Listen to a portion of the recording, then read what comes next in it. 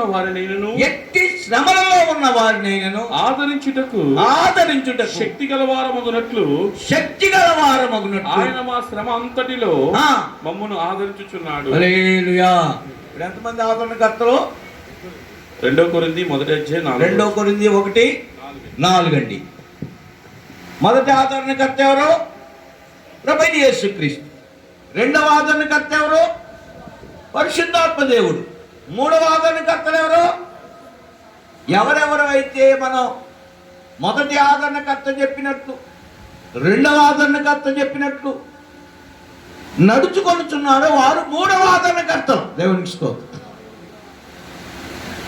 ఓకేనా? అందుకే మొదటి ఆదరణకర్తను లెక్కలోకి తీసుకోవాలి, రెండవ ఆదరణకర్తను కూడా లెక్కలోకి తీసుకోవాలి. అప్పుడు మనం మూడవ ఆదరణకర్త అవుతుంది. అర్థమైందా లేదండి? మొదటి ఆదరణకర్త ఎవరు అనుకున్నాం? యేసు ప్రభు చెప్పినట్టు చెయ్యాలి. కానీ ఇప్పుడు నేను చెప్పినట్టుగా మీరు చేయలేరు.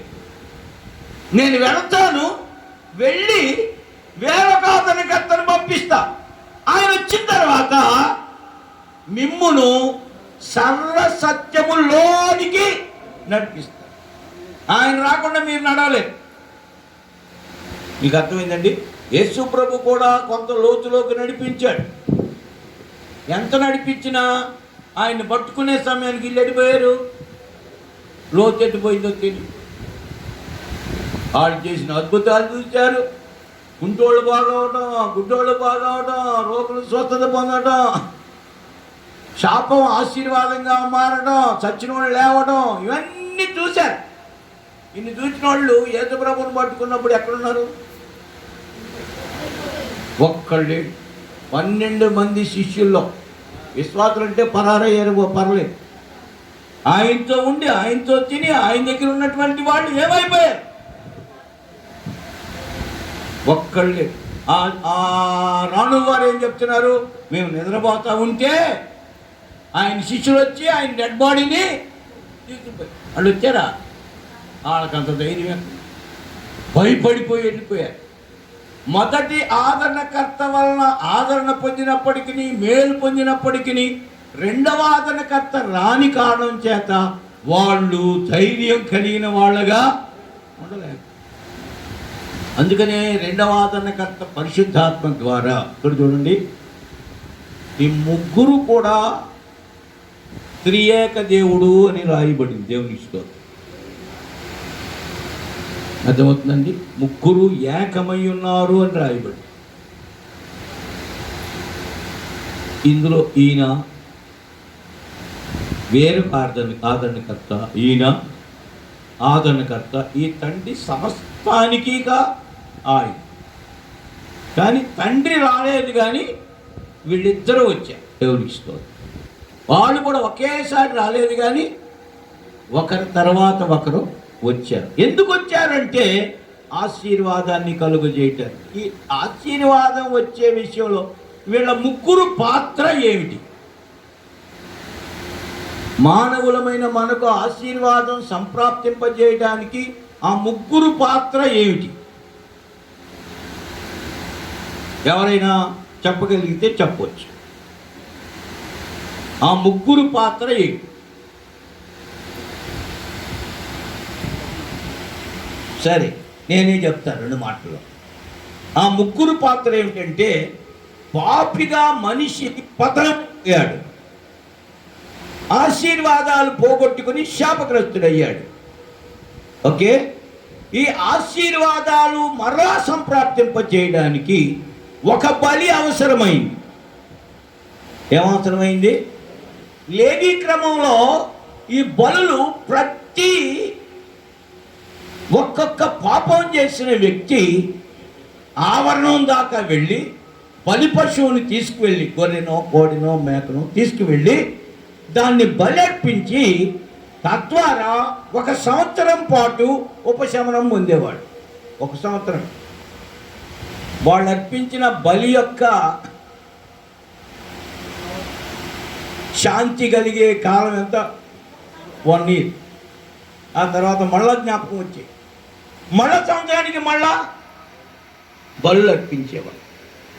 కానీ ఇలా సంవత్సరాలు బలులు అర్పించుకుంటా వెళుతుండగా లేవీ క్రమంలో ఉన్న యాజకులు మృతి పొంది ఉంటుండగా ఇక లేవీ క్రమంలో యాజకుడు వచ్చే అవకాశం లేకపోగా లేవీల్లో లేక అహరోను క్రమంలో సంపూర్ణత కలగని కారణం చేత దేవుడు అనాదిలోనే ఒక సంకల్పించాడు. ఏమిటది? ఒక బలి అర్పించాలి. ఆ బలి ఎలా? బలి అంగీకరించే ఒక వ్యక్తి, నంబర్ 1, బలిగా అర్పించబడే బలి వస్తువు లేక బలి జంతువు, అర్పించబడే బలి వస్తువు, బలి అంగీకరించే ఒక వ్యక్తి, బలిగా అర్పించబడే జంతువు. 3, బలి అర్పించే బలిని ఇచ్చే వ్యక్తి. క్లియర్గా వినండి.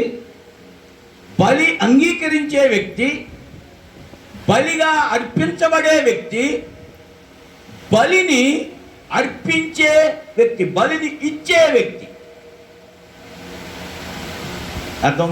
ముందు ప్రశ్న అర్థం చేసుకొని తర్వాత ఆన్సర్లోకి వెళ్ళి. బలిని అంగీకరించే వ్యక్తి,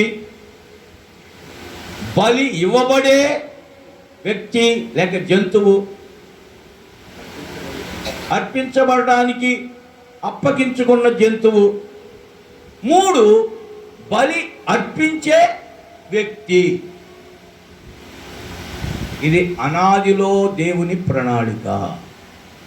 ఇప్పుడు శ్రద్ధగా వినండి. బలి అర్పించే అర్పణను బలిగా వధించే వ్యక్తి ఎవరు అంటే మెల్కీసెదెకు అనే పరిశుద్ధాత్మ దేవుడు. క్లియర్గా వినండి. బలి ఇవ్వడానికి తీసుకుని వచ్చే వ్యక్తి, బలి వస్తువును తీసుకుని వచ్చే వ్యక్తి పరిశుద్ధాత్మ దేవుడు లేదా మెల్కీసెదెకు. బలి పశువుగా ఉన్న వ్యక్తి లేదా గొర్రె పిల్ల నజరేయుడైన యేసు క్రీస్తు. రైట్. బలిని అంగీకరించే వ్యక్తి తండ్రి అయిన దేవుడు. మళ్ళా చెప్తున్నా, బలి అంగీకరించే వ్యక్తి తండ్రి అయిన దేవుడు, బలి పశువు ప్రభువైన యేసు క్రీస్తు, బలి అర్పించే వ్యక్తి పరిశుద్ధాత్మ దేవుడు లేదా మెల్కీసెదెకు.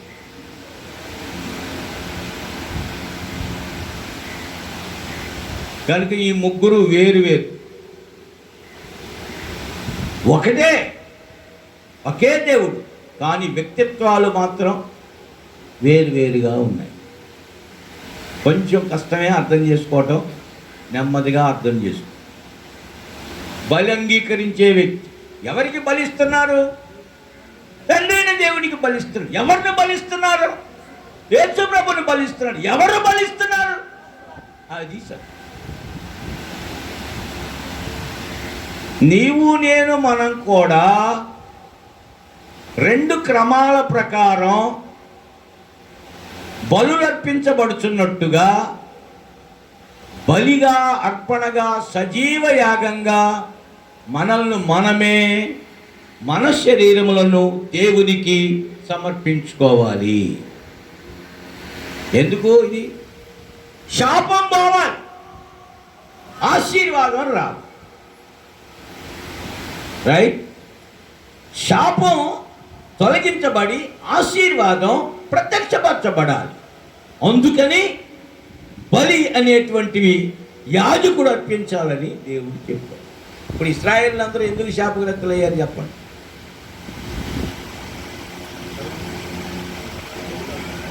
ఇశ్రాయేలులందరూ శాపగ్రస్తులా ఆశీర్వదించబడిన వాళ్ళ? ఐగుప్తులో ఒక శాపం అనుభవించారు. ఐగుప్తులో ఏ శాపం అనుభవించారు? ఎంతకాలం? 430 సంవత్సరాలు ఐగుప్తులో బానిసలుగా శాపం అనుభవించారు. 430 సంవత్సరాల తర్వాత ఈ దైవజనుడైన మోషేని దేవుడు పంపించి వాళ్ళని ఐగుప్తులో నుంచి బయటికి తీసుకొని, ఐగుప్తులో నుంచి బయటికి వచ్చిన వీళ్ళ శాపగ్రస్తమైన ఆలోచన మాత్రం పోరా.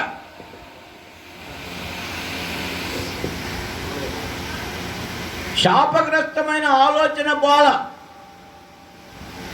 శాపగ్రస్తమైన దేశంలోంచి బయటకు వచ్చారు. ఆ స్వభావం మాత్రం ఏం చేస్తుంది? మారుమనసు పొందినట్టే ఉన్నాడు కానీ పాపపు స్వభావం మాత్రం పోలే. ఆ పాపపు స్వభావం పీడిస్తానే ఉంది. ఆ స్వభావము నుండి వారు విడుదల పొందాలి. ఆ స్వభావం ఏం చేసింది? అరణ్యంలో మోషే దేవుని పర్వతం మీదకి వెళ్ళాడు దేవునితో మాట్లాడటానికి. దేవుడు పరలోక సంబంధమైనటువంటి ఛాయ అనే నీడ, పరలోక సంబంధమైన వస్తువులను గురించిన ప్రకటనలన్నీ కూడా తెలుసుకోవడానికి, రాసుకోవడానికి వెళ్ళాడు. రైట్? ఈ కింద వీళ్ళు ఏం చేశారు? వీళ్ళంతా కలిసి దూడన చేశారు. దూడన చేసి ఏం చేశారు? ఒకళ్ళిద్దరు చేసింది కాదు అది, అందరు కలిసి దూడన చేశారు. చేసి ఏం చేశారు? ఆ దూడ ముందు నువ్వే మాకు అని తిని తాగి ఆడటానికి మాకు. అప్పుడు దేవుడు మోషేతో ఏమన్నాడు? ఈ చెడిపోయారు వాళ్ళు, వాళ్ళకి ఆశీర్వాదం ఇద్దామని నువ్వు కడుపు మార్చుకుని వచ్చావు, నేను నీకు ఇద్దామని పరలోకంలోంచి పర్వత శిఖరం మీదకి వచ్చాము. ఇద్దరం ఆశీర్వాదానికి వచ్చిన ప్లాన్ రెడీ చేస్తుంటే ఈలోపు వీళ్ళకి ఏదో పుట్టింది. ఏం పుట్టింది? పుట్టిందా? పుట్టలేదు. డాన్స్ ప్రోగ్రాం పెట్టారు. దిగొచ్చింది మోషే. దిగొచ్చేసరికి జరగరాని కార్యాలన్నీ జరిగినాయి. అప్పుడు కోపం వచ్చింది మోషేకి. ఆ తెచ్చిన 2 రాతి పలకలను ఏం చేశాడు? పోయిపోయి. అప్పుడు అడిగాడు ఏమని? యెహోవా పక్షాన మీలో ఎవరైనా ఉంటారా? Praise the lord. దీన్నే ప్రతిష్ట అని కూడా అనొచ్చు. మేము ఉంటామని ఇశ్రాయేల్ యొక్క 12 గోత్రాల్లో ఒక గోత్రీకులు మాత్రం ముందుకొచ్చారు. వాళ్ళెవరో లేరు. మోషే పాలెము యొక్క ద్వారమును నిలిచి యెహోవా పక్షమున ఉన్న వారందరూ నా ఎద్దుకు రండి అనగా లేవీలందరూ అతని ఎద్దుకు కూడి వచ్చిరి. లేవీలందరూ అతని ఎద్దుకు కూడి వచ్చిరి. అతని వారిని చూచి మీలో ప్రతి వాడును తన కత్తిని నడుము కట్టుకొని 4 కార్యాలు వీళ్ళలో మనం చూడవచ్చు. ఒకటి, ముందుకు వచ్చారు. మిగిలిన 11 గోత్రాలు వచ్చారా? రాలేదు. ఇప్పుడు యాజకత్వపు సేవ లేవీలకు ఇవ్వాలని దేవునికి దయగలిగింది. ఎందుకు దయగలిగింది? ముందుకు వచ్చారు కనుక. ముందుకు రానివాడికి సేవయుడు దేవుడు. ముందుకు వచ్చినోడికే. ముందుకు వచ్చి మెలకుండా నిలబడితే కుదరదు. ఏం చేయాలి? ఇంకో మాట అన్నాడు, మీ కత్తులు మీ నడుము కట్టుకోండి. ఎందుకు? ఆ కత్తులు తీసుకొని ఈ పాడైపోయినటువంటి మీ వాళ్ళందరినీ, ఎవరు వాళ్ళు? సొంత జనాంగం. బాబాయిలు ఉన్నారు, చిన్నమ్మలు ఉన్నారు, పెద్దనాన్నలు ఉన్నారు, పెద్దమ్మలు ఉన్నారు, అన్నలు ఉన్నారు, తమ్ముళ్ళు ఉన్నారు, చెల్లెళ్ళు ఉన్నారు. ఉన్నారా లేదా? అందరూ ఉన్నారు. అంతా వాళ్ళు. మీరు వెళ్ళి పొడవండి అని చెప్పాడు. పది వెనక ముందు చూడుకోకుండా వీళ్ళు పొడవడం మొదలెడితే 3000 మంది చచ్చిపోయారు. 3000 మంది చంపేసిన తర్వాత ఆల్ రైట్ ఆపండి కానీ అప్పుడు వాళ్ళకి యాజకత్వపు సేవ ఇచ్చారు. Praise the Lord. దయచేతనే మీ యాజకత్వపు సేవ నేను మీకు ఇచ్చి ఉన్నాను. అది సంఖ్యాకాండం 17:18 ఎందుకు దయా? మొదటిగా ముందుకు వచ్చారు. చూడండి, ఇక్కడ 2 మాటలు రాస్తాను.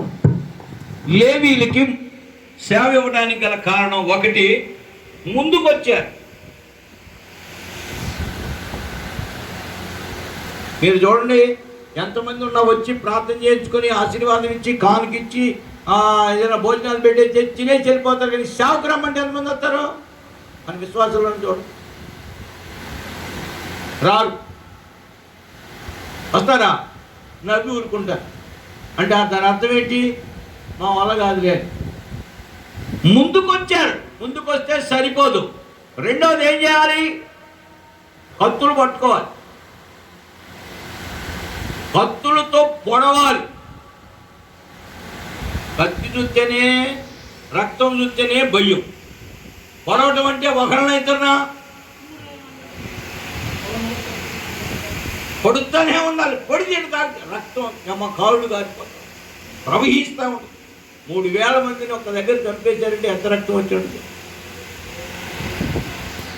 వీళ్ళకి దయ దేవుని దయ వీళ్ళ మీదకి రావాలంటే మూడో కార్యం ఏం చేశాడంటే, మీకు కలిగిన మీ యొక్క రక్త సంబంధులందరినీ కూడా మాకు తెలవదు, వీళ్ళు మా వాళ్ళు కాదని చెప్పాలి. దీన్ని ప్రతిష్ట అంటారు. అంటే రక్త సంబంధాన్ని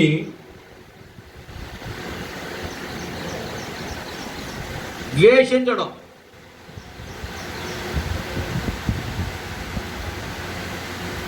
రక్త సంబంధాన్ని ద్వేషించడం. దాని గురించి ఏమి రాశాడో చూడండి. లేవి తన తండ్రిని గురించి తల్లిని గురించి ఏమన్నాడో చూడండి. రిఫరెన్స్ 32వ అధ్యాయం, నిర్గమాకాండం 32వ అధ్యాయం 29వ వాక్యం, ద్వితీయోపదేశకాండం 33వ అధ్యాయం 8-9 వాక్యములు. అతడు నేను వారిని ఎరుగనని తన తండ్రిని గూర్చియు తన తల్లిని గూర్చి అనెను. లేవీని గూర్చి అని చదువు అక్కడి. లేవీని గూర్చి ఇట్లనెను, లేవీని గూర్చి ఇట్లనెను, నీ తుమ్మీము నీ ఊరిము నీ భక్తునికి కలవు. మస్సాలో నీవు అతని పరిశోధించితివి, మెరీబా నీళ్ల యొద్ద అతనితో వివాదపడితివి. అతడు నేను వారిని ఎరుగనని తన తండ్రిని గూర్చి ఇది ప్రాముఖ్యమైనటువంటి, తన తండ్రిని గూర్చి తల్లిని గూర్చి అనెను. తన సహోదరులను లక్ష్య పెట్టలేదు, తన కుమారులను ఎంచలేదు, తన కుమారులను కుమారులు అని ఎంచలేదు. వారు నీ వాక్యమును బట్టి నీ నిబంధనను గైకొనిరి. హల్లెలూయా. ఇది ఏ క్రమం? లేవీ క్రమం. దేవునికి స్తోత్రం. లేవీ క్రమం ప్రకారం రక్త సంబంధాన్ని మీరెవరో నాకు తెలియదు అన్నారు. లేవీ క్రమం ప్రకారం కత్తితో పక్షపాతం లేకుండా ఏం చేయాలంట? పొడి చేయాలంట. లేవీ క్రమం ప్రకారం ముందుకొచ్చి నిలబడాలట. దేవునికి స్తోత్రం. 4వది, ఈ లేవీ క్రమం ప్రకారం 4వ అనుభవం ఏమిటంటే, స్వాస్థ్యాన్ని పొందకూడదు.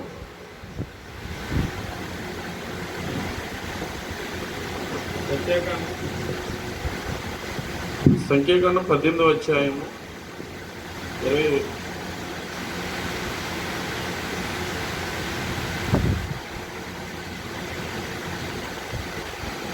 స్వాస్థ్యం పొందకూడదు. సంఖ్య 18:20. సంఖ్యాకాండం 18వ అధ్యాయం 20 చదువు. మరియు యెహోవా అహరోనుతో ఇట్లనెను, వారి దేశములో 20-21 వాక్యాలు చూడండి. వారి దేశములో నీకు స్వాస్థ్యము కలుగదు, వారి దేశములో మీకు స్వాస్థ్యం కలుగదు. వారి మధ్యన నీకు పాలు ఉండదు, వారి మధ్యన నీకు పాలు ఉండదు. ఇశ్రాయేలుల మధ్యను నీ పాలు నీ స్వాస్థ్యము నేనే. పాలు నీ స్వాస్థ్యము నేనే. ఇది 4వ శ్రేష్టమైన అనుభవం ఎవరిలో ఉన్నది? అది ఈ మొదటి దానిలో చూస్తే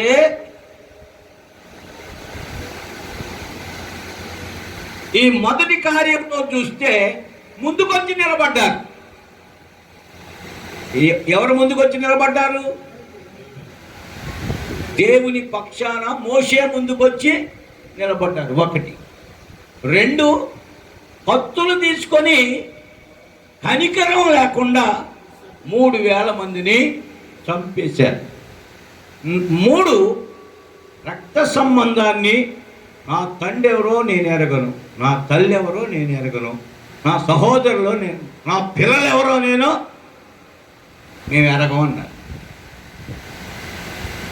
4వది స్వాస్థ్యం అంటే ఆస్తి. అందరూ చెప్పండి, స్వాస్థ్యం అంటే ఇశ్రాయేలీయులందరికీ ఆస్తులు ఉండొచ్చంట. ఎవరికి మాత్రం ఆస్తి ఉండకూడదంట? లేవీయులకు. ఉంటే ఏంటంట? ఉంటే నా పరిశుద్ధ స్థలంలో నీకు అడుగు పెట్టే అర్హత కోల్పోతుంది. ఏమన్నా ఇంత చేసినా దీని వలన సంపూర్ణత కలగలేదట. అసలు ఇది చేయటమే మహా గొప్పగా.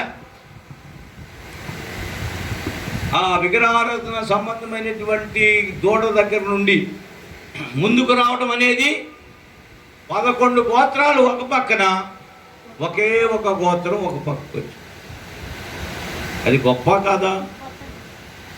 నాకు తెలిసి చాలా గొప్ప. ఎంతోమంది దేవుడి మేలు అనుభవించే వాళ్ళు ఉన్నారు, కానీ సేవ చేయడానికి ముందుకు వస్తారా? కేవలం సేవకులు పిల్లలు కూడా ఏమంటారంటే, మేము ఉద్యోగం చేస్తాం, నువ్వు సేవ చేసుకో డాడీ, లేదా మేము వ్యాపారం చేస్తాం, మేము సేవ చేసుకో డాడీ అంటారు. లేదా మేము వ్యవసాయం చేస్తాం, నువ్వు సేవ చేసుకో డాడీ, మమ్మల్ని ఎందుకు లాగుతావు అందులోకి? నాకు తెలిసి నాకు బాగా దగ్గరకున్న సేవకుల్లోనే సేవకుల పిల్లలు డాక్టర్లు అయ్యారు. మంచి డాక్టర్లు, మంచి ఇంజనీర్లు అయ్యారు. వాళ్ళు అనే మాట ఏంటంటే, వాళ్ళు అనేది బాగానే ఉండదు. నీకు సేవలో మేము సహకరిస్తాం డాడీ, నీకేం కావాలంటే మైక్ సిస్టమ్ కావాలా ఇస్తాం, కారు కావాలా ఇస్తాం, పెట్రోల్ కావాలా ఇస్తాం, డబ్బులు కావాలా ఇస్తాం, బియ్యం కావాలా ఇస్తాం, మా సపోర్ట్ ఏంటో నువ్వు చేసుకో. అట్లా కాదులే, నువ్వు రావాలని కూర్చు, అది కుదరదు. నేను సమర్పించుకున్నాను అన్నయ్య, నీది నువ్వు సమర్పించుకున్నా, నువ్వు సమర్పించింది అనే పిల్లలు. మా ఆత్మీయ తండ్రి గారు ఉండేవాళ్ళు, మాస్టర్ ఓలేట్ జార్జి గారు. ఆయన నా పిల్లలందరూ సేవ చేయాలి, మా పిల్లలందరూ అనుకున్నాడు. అనుకుంటే రెండో కొడుకు ఏం చేశాడు తెలుసా? నేను రావాలి కానీ సేవకు నువ్వు అనుకోవటం ఏంటి డాడీ అని ఖమ్మం వెళ్ళి FCI గోడౌన్స్లో ఉద్యోగంలో చేయాలి. ఈయనెవరే, నేను మొక్కుకున్నాను రా, నీకు దండం పెడతాను రా, దండం లేదు అన్నం లేదు బో. నేను రక్షించబడిన మా ఆత్మీయ తండ్రి గురించే చెప్తున్నాను.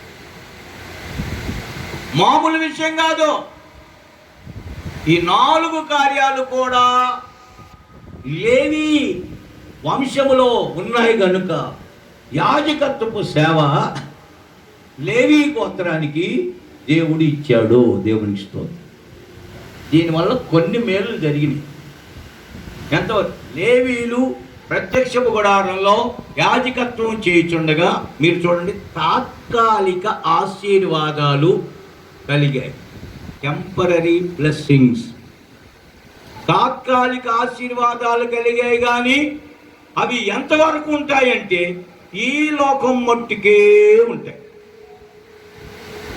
శాశ్వతమైన ఆశీర్వాదాలు మాత్రం నిత్యానిత్యం ఉంటాయి. దేవునికి స్తోత్రం. హల్లెలూయా. టూకీగా మీకు చెప్తా, ఈ ఆశీర్వాదాలు ఒకసారి మీరు చూసుకోండి. దీని మీద ఈ ఆశీర్వాదాలు ఈ చార్ట్ మీద చూసుకుంటూ ఉంటే, దేవుని స్వరూపం అనేది ఒక ఆశీర్వాదం. దీని స్థానంలో ముళ్ళు అనేది శాపం. ఈ శాపం ఆశీర్వాదంగా మారడానికి ఈ దేవుని స్వరూపం అనే దాని ప్లేస్లో దేవుని స్వరూపం మానవునికి ఆశీర్వాదంగా రాలేదు, కానీ తాత్కాలిక ఆశీర్వాదం వచ్చింది. ఏమిటంటే దేవుని స్వరూపానికి బదులుగా నిర్గమాకాండం 40వ అధ్యాయం 20వ వాక్యంలో, మరియు యెహోవా మోషేకు ఆజ్ఞాపించినట్లు ఆ, అతడు శాసనములను తీసుకుని ఆ, మందసములో ఉంచి ఉమ్, మందసములకు మోతకర్రలను దూర్చి ఉమ్, దాని మీద కరుణాపీఠము ఉంచెను. 14:20 14:20 నిర్గమాండి 14:20. అది ఐగుప్తుల సేవకు ఉమ్. ఇశ్రాయేలుల సేవకు నడుమ ప్రవేశించెను. ఏది? ఈ యొక్క అగ్ని స్తంభం. దేవునికి స్తోత్రం. అంటే వీళ్ళకు ఒక ఆశీర్వాదం కలిగింది. దేవుడు వెలుగై ఉన్నాడు. ఆ వెలుగు అయిన దేవుడు వీళ్ళకి ఇచ్చిన ఆశీర్వాదం ఏమిటంటే, వారి మధ్యలో అగ్ని స్తంభంగా ఆయన అరణ్యంలో నడిపించాడు. దేవునికి స్తోత్రం. ఎంతకాలం? అది కూడా మామూలు ఆశీర్వాదం కాదు. మన దగ్గర కరెంట్ ఎన్నిసార్లు పోతే ఎంత గొప్ప ప్రభుత్వ అధికారులు పైన కరెంటు కట్టింగ్ ఉందా లేదా? కానీ ఇశ్రాయేలీలు ప్రయాణ యాత్ర సమయం 40 సంవత్సరాలు. ఐగుప్తు నుండి కానానుకి 40 సంవత్సరాలు. వారు ఐగుప్తు నుండి బయటికి వచ్చిన మరుక్షణమే వారి మధ్యలో ఒక స్తంభం కనబడింది. అది చీకటి సమయంలో దారి చక్కగా కనబడటానికి, శాపగ్రస్తమైన ముళ్ళ యొక్క యాత్రలో, అరణ్య యాత్రలో వారికి తాత్కాలికమైన ఆశీర్వాదంగా దేవుడు వెలుగిచ్చాడు. దేవునికి స్తోత్రం. ఆ వెలుగు ఎంతకాలం ఉంది? 40 సంవత్సరాల్లో ఒక్క సెకండ్ కూడా ఆ వెలుగు పోలే, ఆ లైట్ పోలే. మన కరెంటు బిల్లులు కట్టింది, కరెంటు బిల్లులు, ఆ ట్యాక్స్ ఈ ట్యాక్స్, అప్ప యమ బాధుడే మనోళ్ళు. బాధుడే కాదా, ఇంకా పెంచుతారంట. ఇందాక ఐదేళ్ళకి చెప్పింది అదే, మా వాడు గోల 4 యూనిట్లు గాలిందంట. 4 యూనిట్లకు 1000 రూపాయలు, 800. మన పరిపాలన, దేవుని పరిపాలనలో దేవుడైన యెహోవా లేవీలను యాజకులుగా ఉంచి అరణ్యంలో నడిపించేటప్పుడు ఆ ఆశీర్వాదం ఒక్క క్షణం కూడా వెలుగు తప్పిపోకుండా పవర్ సప్లై ఇచ్చాడు. గట్టిగా చప్పట్లు కొట్టడు దేవుడు. అయినా నిత్య ఆశీర్వాదం లేదు. అది గొప్ప కాదా? ఒక్క సెకండ్ 40 సంవత్సరాల కరెంట్ పోకుండా ఉందంటే వెరీ గ్రేట్. దేవునికి స్తోత్రం. అయినా అది ఏ ఆశీర్వాదం? టెంపరీనే, తాత్కాలికమే. అది టెంపరీగానే ఉంది కనుక పర్మనెంట్ ఇవ్వాలని మెల్కీసెదెకు క్రమాన్ని అమల్లోకి తీసుకొచ్చాడు. దేవునికి స్తోత్రం. ఇంకా మెల్కీసెదెకు క్రమాన్ని నేను చెప్పలా. ఇప్పుడు లేవి క్రమంలోనే వెళ్తున్నాము. దేవునికి స్తోత్రం. లేవి క్రమంలో కలిగిన మొదటి ఆశీర్వాదం వెలుగు. రైట్? దారి చూపించడానికి. లైట్ లేకుండా రాత్రి వేళ మీలో ఎంతమంది ముళ్ళు తొక్కకుండా, కంపల్లో కాలేయకుండా వెళ్తారు? సార్ చెయ్యొద్దండి, ఫోటో తీసు. కళ్ళు కనపడుతుంటేనే ముళ్ళు తొక్కి అన్ని గుచ్చుకుని వస్తున్నారు. వెళ్తుంటేనే పట్టపగలే ముళ్ళు గుచ్చుకుని వస్తున్నారు. అరణ్యం అంటే దారి ఉంటుందా? అరణ్యంలో దారే కనపడదు, ఉండదు. అది ఒక భయంకరమైనటువంటి దారి తెన్నులు లేనటువంటి ప్రాంతం. దానిలో 40 సంవత్సరాలు ప్రతి రాత్రి దేవుని వెలుగు స్తంభంగా ఉంది. దేవునికి స్తోత్రం కలుగునుగా. రెండవది తాత్కాలిక ఆశీర్వాదం. ద్వితీయోపదేశకాండం 15వ అధ్యాయం 6వ వాక్యం.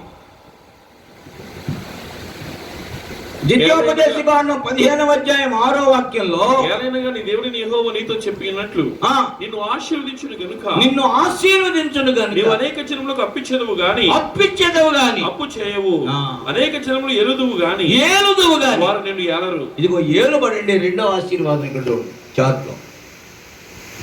చాప్ మెంటి కర్స్ శాపం అనేది బాండేజ్.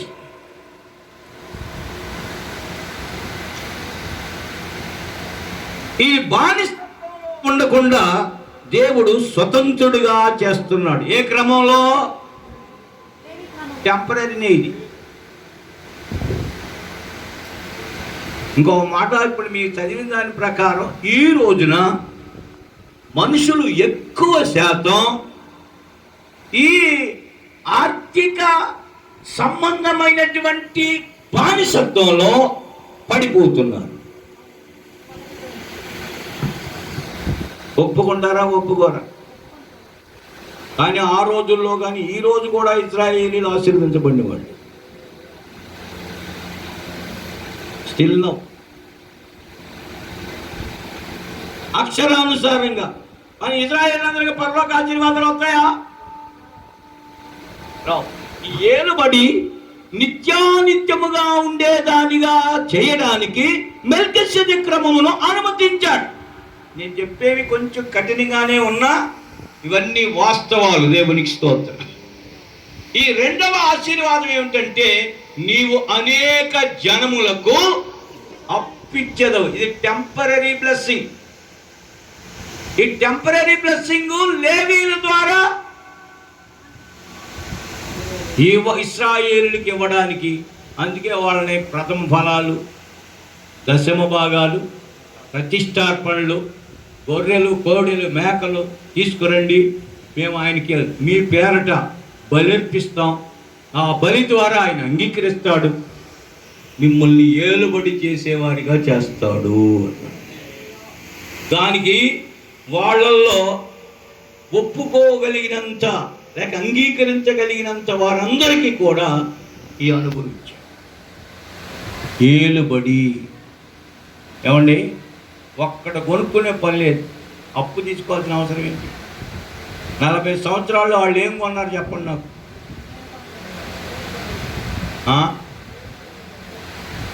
40 సంవత్సరాల్లో ఇశ్రాయేలీయులు ఏమేం కొనుక్కున్నారో.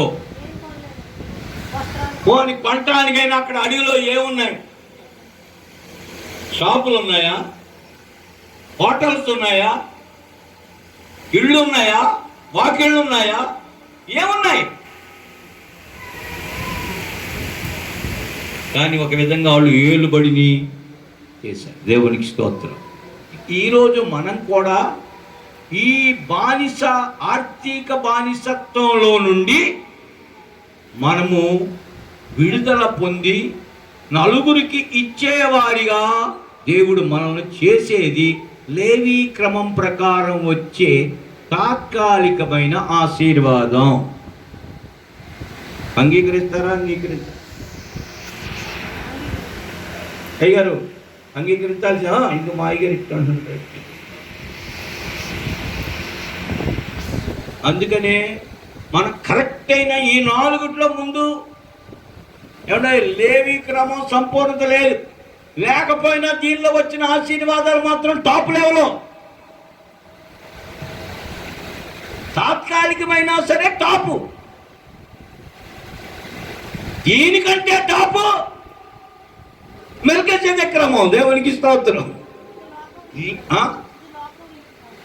లోకరీతిగానే కాదు, ఐగుప్తులోంచి బయటకు వచ్చేసారు, ఇంకా ఐగుప్తుతో సంబంధం ఏముంది? అయినా ఇది సంపూర్ణ సిద్ధి కలుగ చేయలేదు. అందుకనే మరొక క్రమంలో మరొక యాజకుడు రావాల్సి, అహరోను క్రమం కాకుండా మరొక క్రమం అవసరమైంది. చాలా ఇంపార్టెంట్. ఈ మూడవ ఆశీర్వాదం, మూడవ తాత్కాలిక ఆశీర్వాదం ద్వితీయోపదేశకాండం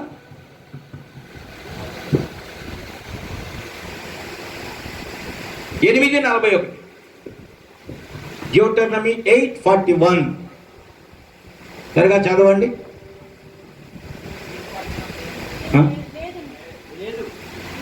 8:4 చూడు.